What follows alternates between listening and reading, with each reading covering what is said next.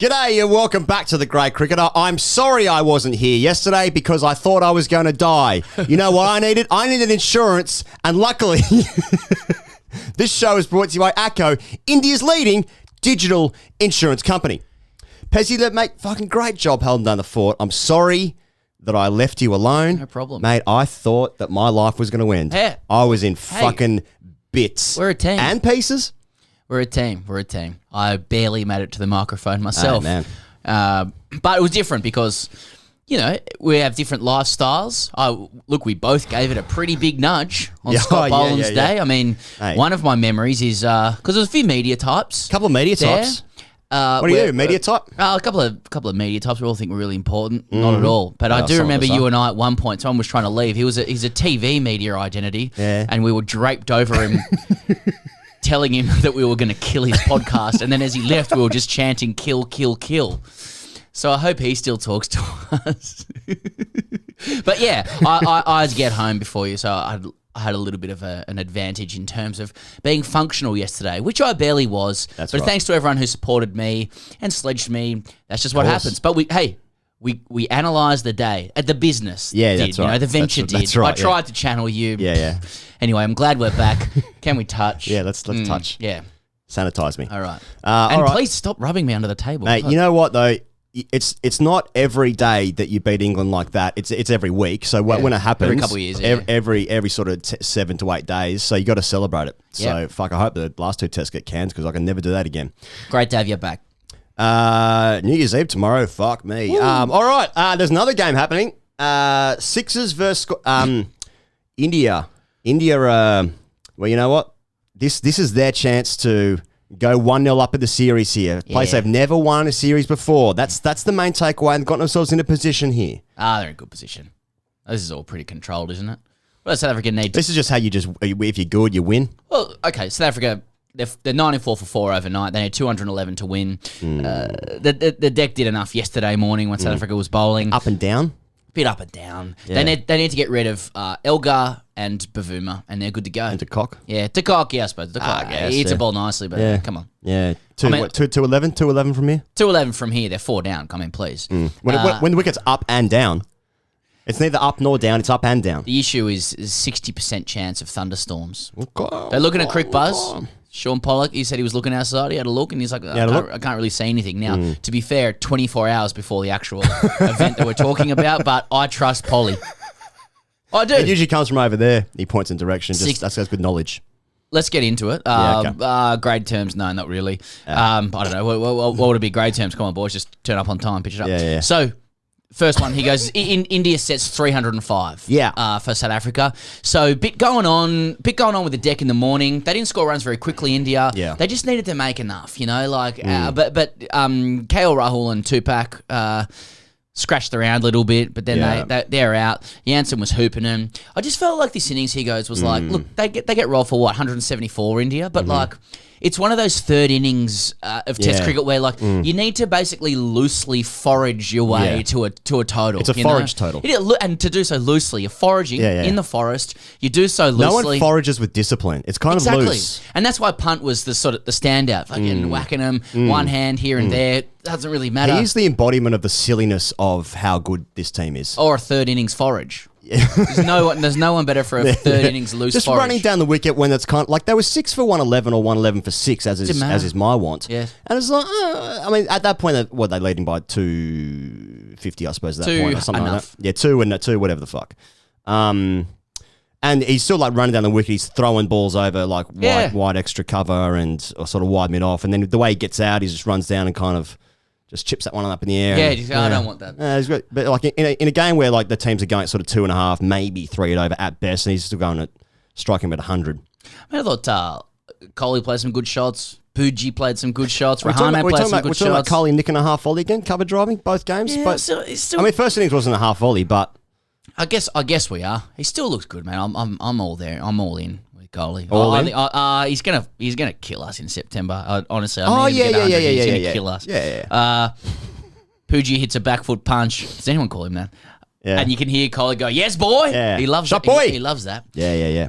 And then Rahane he bouges a hook off Janssen for 6. Another one, a square Yeah, drive. that glorious cover Yeah, drive. and then but then Janssen goes again, and he's a bit more on the offside, and Rahane just chips it up there. But the thing is, to be fair to Rahane, to be fair to Mafioso, after he was dismissed, he immediately corrected that shot with his hands. Yeah.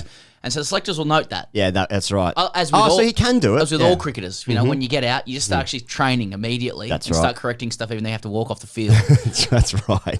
Even if you leave, you leave the crease at 173, one of the best things of your life, you play one shot, one little mistake, and then you'd still be walking on the field being like, just got to get high to low there. Who did Green knock over to win the Ashes? Was it Leach? Was it Leach or someone? Whoever was last was playing a practice shot. That was 80 to 85 drinks ago. That's a good point. Yeah. Who do we play again? Yeah. The blue captain. The blue one. Yeah, the blue one. The county 11. So Green's running off, and whoever he's knocked over is playing a practice shot. It's like, mate, this is the least relevant time to be working on your shot. Anyway, it's all robot stuff. And then Rabada takes 4. He still looks short of a gallop. Mate, I just want to say that. I'm seeing. This is the first time I've seen some of these South African guys in a little while. I've never seen Jansen bowl before, or Scully's partner Mulder. And there's mate. What about Jansen? I mean, this guy is fucking. That's height for days, and it's quick enough. It's 140s. Yeah. It's 140. When I look at Rabada, though, and I'm often just looking at him, you know when you're facing a bowler and you can tell it's going to be quick? Like, I think Rabada's pace is actually slightly down. I was watching it last night. He's bowling like a spell which was between like sort of low 130s and he sort of cranked it up to 137. You know, I've seen him bowl a lot quicker than that, but when he's running in, it's rhythm, it's good, it's athleticism and all that stuff. But you can tell it's going to be quick. He'd be up there for me with least I'd want to face. Really? Yeah. Even you can tell Cummins is going to be quick as well. But like Wood, for instance. Oh. Wood's probably the quickest out of all those guys I just mentioned. But it doesn't look like it wouldn't scare me when it's running in. It's like it's skitty. No. All you got to do for Wood is just get forward to it. I don't know, man. That's all you got to do. No, obviously it is, but you know what I mean. Like, mate, Rabada, come on, Rabada running in at you. What am I doing with that? Rabada's a brand. Yeah. Even Bumrah, like with the stuttering, and then it's fucking the wanger arm, but like. So the second, okay. So of all of them, like Wood's probably the one I'd be happiest to face. Okay, that's right. The second one. At least I think Ashman, I don't want to be deceived, you know. So India loosely foraged their way at 174. They got a lead of 300 and 303. 303. Yeah, so 304 to win. Yeah, I mean, that'll do. And it's a bit of rain around, so they need some time. Elgar digs in and Bumrah strikes late. So Shami, he gets the early chop on. You know, someone's going to get it. Gotta get a chop on. He gets the early chop on. Doesn't Markham look good? Yeah. His pipes are looking good. Yeah. He did something against us once, and I think we're rating him quite highly. And but he averaged 39 in Test cricket, which is, it's neither here nor there. Let's just mutter our way through this. And then... Who do you like? Who do you like to look at? Mo Siraj, or should I say Mo Suraj? Now that can fucking get in the bin. Do your best impression of that sound. to sound like the wettest virgin alive. Do it. Boys! That's not That's not it. That's not it. Do the Sue. Okay, take the wicket. Sue! No one's going to clip that up. Sue! I'm a 36-year-old man. What do you do for work, Dad? So, and then Elgar digs in. Elgar's a good player. But he averages 39. Who's he batting with there? It's not Maharaj. No, before that. Peterson. Is it? And Bumrah gets one to come back. Oh, Van der Dussen. Right. Rassie Van der Dussen.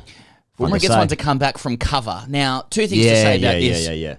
You know, there's two ways you can look at this. One, that ball's come back in an absolute fucking mile, and it's an unbelievable piece of bowling. He's bowling from cover again. I think it's gone straight on just from the release. You know, that's just you just have to look at his release point. I mean, when you're coming from, mate, if you're coming from just in front of point, then that's not actual swing. That's just the angle. If I'm saying he's got to get forward to Wood, and you're saying, mate, you just got to watch it out of the hand with Bumrah. That's what you got to do. He just got his angles this thing's wrong. fucking dreadful. Well, mate, when you're bowling from fucking point, bowling from point. It did deck a little bit. A little bit. Mate, it was an unbelievable piece of bowling, but I just love where it comes from. You want to say, mate, you just got to watch it out of the hand, it's mate. coming on straight, I reckon. It's actually cross seam. You could pat up to Bumrah anyway. So And then, so Bumrah does that. Elgar, meanwhile, grit, compact, looks like the left-hander, like the big left-handed opener or thick left-handed opener that you can never get out. Always feels like you're never going to get that left-handed out. But he's also saying like Graham Smith light. Yeah. He hasn't got the thickness of the back. How could you get that? I mean, no one's gonna do imagine that looking again. back at the crease. Yeah. Like when Kevin Peterson was batting, the fucking width of the stance. Too much. Too big. Yeah. It's too much. It's just simply too much. Yeah. It's too much. Why? Get out of the way. No. Stop it. Get out of the way. Stop it, Graham. And then, He's a director of CSA now. Okay. Similar to CSKA Moscow. Or CSK, Never forget that massage. Anyway. Do you want to explain that? Have I said that before? Maybe not. I was living in London and I was covering England, South Africa at the Oval. And then one thing that the ECB do in the press box, you go to the press box, do you? Sort of lag my way. Rub and tucks. Wow. Warney would have turned up even more. Because Warney was there a lot. But they have an on-site masseuse. Yeah. And it's kind of like you sort of book in for like a 5-10 minute thing. Yeah. Right? Yeah. It's like the 7-minute angels used to come around. Exactly. To like bars. And and Graham, I was like, I'm booking in for this. Like, I don't think I quite had the sort of gravitas to do so. In fact, I definitely didn't, but I don't give a fuck. Yeah. And, Graham Smith was Who? before Elise me. Perry? No. No, Pez, yeah. Yeah, Pez, yeah. Yeah. And, anyway. And, so, like, Graham, it's one of those ones where, like, Graham Smith, like, you have your head inside the thing and it's at a 45-degree angle and they're doing your back. Yeah. And, I was after Graham Smith and, like, I put my head in and the woman goes, your back's not as big as Graham Smith's. So, and it just... You're telling me. Mate, the back just it's just unbelievable girth on it. Yeah. Yeah. How was a girth on it? Anyway, so Elgar's Graham Smith light. Yeah. He's looking good. And then, we've got Maharaj and Elgar batting at the end. Bumrah's trying to get something going. And fucking... I think it's the ball before. Is it the ball before where Maharaj plays like probably the shot of the day, like the back foot punch, which says a little bit like I'm not really watching it. It's kind of there, and I was just going to flat. Like that's harsh because it's a fucking glorious shot, but. Mate, why would you play a very, very naive to play a shot like that against a fast bowler before he's like, okay, I'm going to try now. But anyway, Bumrah comes in and bowls one of his the Yorkers that he practiced for 80,000 years in his house. That's right. That just absolutely killed his toe. I just thought you had to get forward to it, to be honest. You just got to grab those on the full. Well, with those, you got to move your feet. You got to use your feet. You can skip down the deck to those ones, can't you? And just whip in. Well, if you're looking at that out of the hands, yeah. Let's get down to it. We use the angle. It's got to get on the full. Actually, Yeah, turn that to leg side. Mark Wall covering that. Just clipping leg stump. It's like, it actually goes under the back because it hits like the crevice that's created at this, like late in the wicket where it's like there's a divot. Yeah. Third one, he goes. Too good. That's too good. Mate, it's so good. I love it. I love the angles. I love the parabolas. I love the trajectories. Takes a lot of good looking wickets where it's like, he does. How do you take that on? It's the way, because of where he bowls from, the Yorker like creeps under the bat and the toes with a different like trapping for the eye. Than Yorkers normally do. Like a York. Anyway, I just love it. It's one of those ones where you can see it before it happens. Like, oh, he's got it. He's got him. Yeah. You know how like Malinga's used to kind of tail into leg because of his release point. He kind of like got a bit of fucking golf, like a bit of fade on it. Yeah. That was good. That was good as well. But like, Highway Stark's got a good Yorker, but it's more. But that's high to low a little bit. Like a new angle is a new trapping for the eyes. I like. Well, Sark's Yorker comes left arm round and he does reverse away, so it beats about. Whereas Bumrah is like coming through the trap door. The other way. What was that noise? It was me not being able to talk, so I replaced words with sounds. I'm like an old man. It's going, the plane's taking off. The boys have had a couple. No, we haven't. That was 2 days ago. I'll speak for yourself. Yeah, started at 10. Now, third one, he goes, what are we looking at? South Africa 211 to win. You're ruling that out. Cheers. Okay, so rain. So let us know what you think. I think this is going to be closer than... I think India will win the game. I'm not sure when rain's going to come. I haven't looked at the forecast at Super Sport Park. Yep. It's not just Sport Park. It's fucking Super Sport Park. You like to go with the sponsor...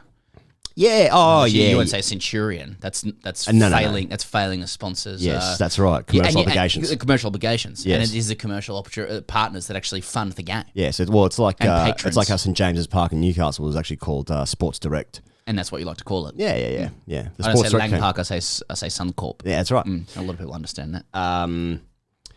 Yeah, I think this game's going to be close. I think it's going to be closer than 6 wickets. What are looking here? Like when's rain? Like after tea. 2 sessions, 6 wickets. I mean... it'll be over in 90 minutes.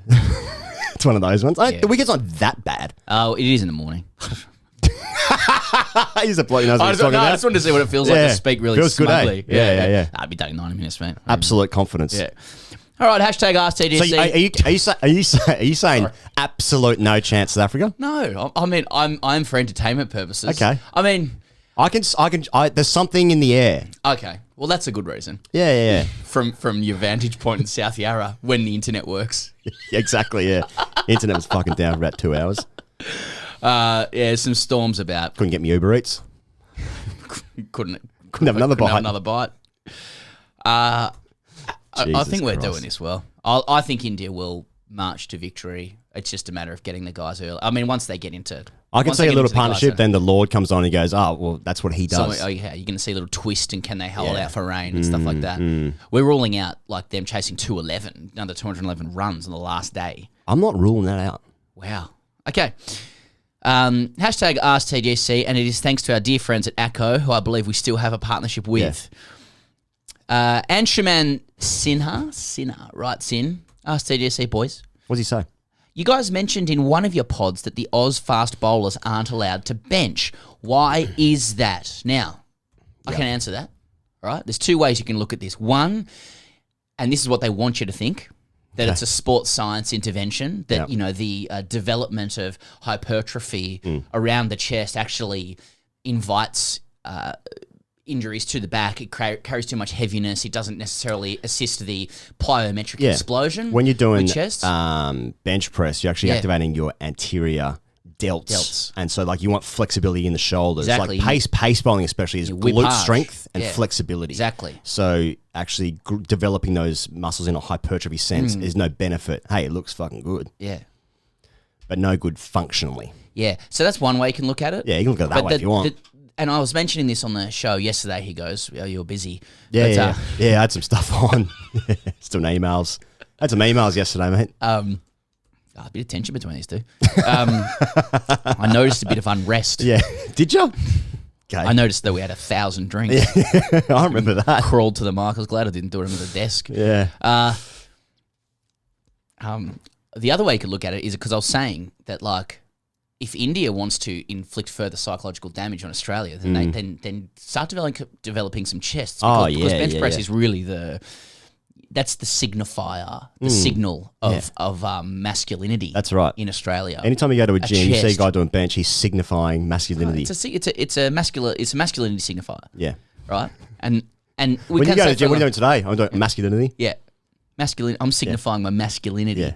Oh, yeah, okay. Yeah. What, 3 sets, 4 sets? What are we looking at? 3, 4, 5 by 5, more for strength. That's not really with the hypertrophy. What are your macros? And I was thinking, so if India wants to start inflicting more damage, then they have to get a few chests going. Yeah. And I'm thinking, part of the reason that like Australians don't develop their chests anymore in cricket sense is actually it was a hidden piece of detail in the cultural review. Yeah. Because we needed to reduce their sense of like the alpha male thing. Yeah, it was in one of the tabs. It was one of the second incognito tabs. That's right. Which was from the Longstaff review, which was like if the boys could start reducing chest size, that's right, that would signify to the populace that we're a friendlier team. And so you see Cummins now, no bench. That's it's not a skeleton, but one weakness of Cummins is no chest. It ain't a chest. Well, he draws him with the eyes. I'm sure if he wanted to do bench, he'd be chest for days. Yeah, but he's not. Yep. And that's why the fast bowlers aren't allowed to bench, because it's a marketing and reputational management initiative to signify to the Australian audience that we're friendlier. We're reducing the alpha male. We're trying to create more of a beta style male. Yeah, okay. For sponsorship purposes. Yeah, okay. Yeah, well, money wins. So something to think about there. Basically, no chest is money at the moment. I don't trust that. Yeah.